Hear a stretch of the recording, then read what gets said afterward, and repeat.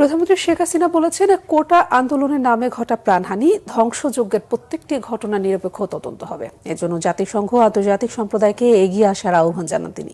বলেন, যেই জড়িত থাকুক খুঁজে বের করা হবে। কোটা আন্দোলনকে ব্যবহার করে হত্যার ধ্বংসযজ্ঞ চালানোর শক্তি এখনো অপপ্রচার চালিয়ে দেশের মান সম্মান নষ্ট করে দিচ্ছে। মুহিবুল্লাহ মুহিবের রিপোর্টে বিস্তারিত। বৃহস্পতিবার কৃষিবিদ ইনস্টিটিউটে শোকের মাস আগস্টের প্রথম দিনে আলোচনা সভা ও রক্তদান কর্মসূচি আয়োজন করে কৃষক লীগ। অনুষ্ঠানে দেয়া প্রধানমন্ত্রী শেখ হাসিনার বক্তব্যে কোটা আন্দোলনকে ঘিরে প্রাণহানি ও ধ্বংসযজ্ঞের প্রসঙ্গ উঠে আসে। আজকে যে সারা বাংলাদেশে এই এতগুলি প্রাণ ঝরে গেল, এ দায় দায়িত্ব কার? একটা জিনিস গেলে আবার গড়ে তোলা যায়, কিন্তু একটা জীবন গেলে, প্রাণ গেলে তো আর ফিরে পাওয়া যায় না। আর যারা আপনজন হারিয়েছে, যে মা তার সন্তান হারিয়েছে, যে সন্তান যার বাবা হারিয়েছে, তাদের কষ্ট আর কেউ না বুঝুক, আমি তো বুঝি। কারণ আজকে এই আগস্ট মাস, আমি তো সেই বাবা মা ভাই সব হারিয়ে সেই ব্যথা বেদনা কষ্ট নিয়েই এই বাংলাদেশে ফিরে এসেছিলাম। নিজের ছোট ছোট বাচ্চাদের মাতৃস্নেহ বঞ্চিত করে কেন? বাংলাদেশের মানুষের জন্য। এখনো আন্দোলন চালিয়ে যাওয়ার কথা বলা হচ্ছে কেন, সেই প্রশ্ন তুলে শেখ হাসিনা বলেন, দেশের সম্মান নষ্ট করতে মিথ্যাচার চালানো হচ্ছে। আজকে কত মানুষের জীবন গেছে, চারিদিক থেকে অস্ত্রধারী, কোথাও এমন ঢাকা বিশ্ববিদ্যালয়ের 300 কামরা, সেখানে এখন ভিডিও ফুটেজও পাওয়া গেছে, সেই হাতে অস্ত্রসহ, কারো হাতে তরবারি, কারো হাতে লাঠি, কারো হাতে শাবল নিয়ে সমস্ত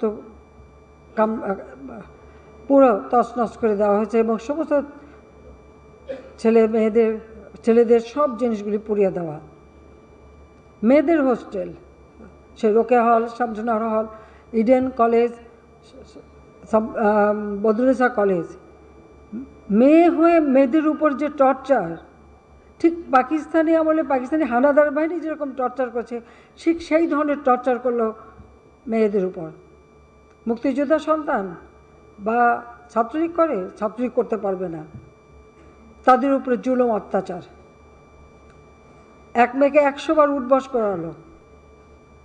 আর তারপরে যে সমস্ত ঘটনা ঘটিয়েছে, একজন মহিলা সাংবাদিক প্রকাশ্য রাস্তায় ফেলে তাকে উলঙ্গ করে তার উপরে পাশবিক অত্যাচার থেকে শুরু করতে, এমন কিছু নেই 3 জন সাংবাদিক উপরে এই অত্যাচার না করেছে।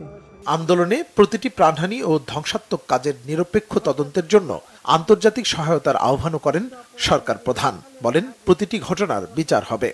আমরা এখন 3 সদস্য বিশিষ্ট এই জুডিশিয়াল কমিটি গঠন করে তাদের কর্মপরিধি আরও দিয়ে আমি চাই প্রত্যেকটা জিনিসের তদন্ত হোক, কারা এর পিছনে কীভাবে কী ঘটনা ঘটেছে। এবং সেই জন্য আন্তর্জাতিকভাবে জাতিসংঘকে আমি আবেদন করেছি যে তারা তাদের বিশেষজ্ঞ পাঠাক।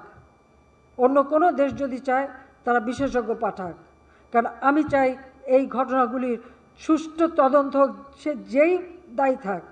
প্রাণহানি সহিংসতার জন্য জামাত শিবিরকে দায়ী করে শেখ হাসিনা বলেন, বাংলার মাটিতে এদের স্থান হবে না।